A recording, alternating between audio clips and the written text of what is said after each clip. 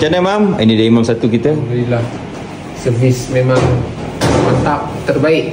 Menambah semangat saya untuk terus berkhidmat, insyaAllah. InsyaAllah. Terbaik. InsyaAllah saya akan promote ke kawan-kawan yang nak pakai. Alhamdulillah. Amin. Alhamdulillah, kami telah sampai di Masjid Ihsaniah Felda Bukit Puchong, Teriang, Pahang. Kami ditugaskan ke sini untuk upgrade sound system daripada analog pergi ke digital system. Kemudian kita tukar speaker main hall dia, speaker ruang utama masjid menggunakan slim array Audec Belgium technology. Masjid cantik, tersergam indah.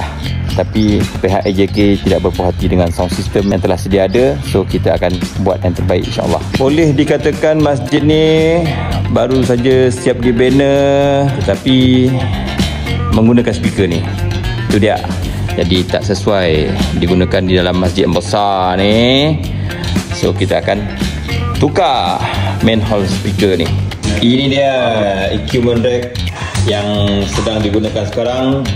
Nampak masih baru lagi, tapi oleh kerana dia analog, maka kita akan tukar daripada analog ke digital, InsyaAllah. Sudah semestinya masjid ini telah memilih apa yang kami suggestkan. Di masjid ini menggunakan ini ya, Audec Belgium teknologi untuk digunakan di dalam ruang utama Masjid Bukit Puchong ini. Bila dah tukar daripada analog pergi digital, cabling, wiring semua pun terus tukar. Jadi ni dia, kita settlekan semua tadi, wire-wire signal ni. Nampak?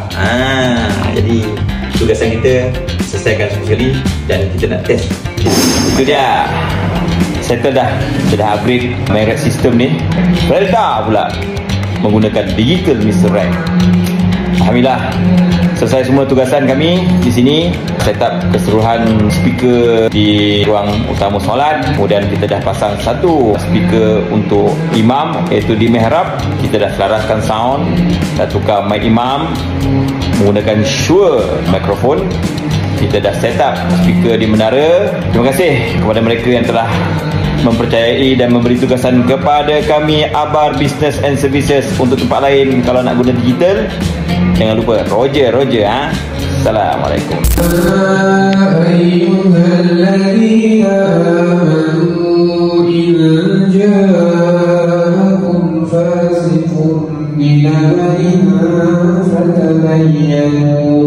فتبينوا أن تصيبوا قوما بجهالة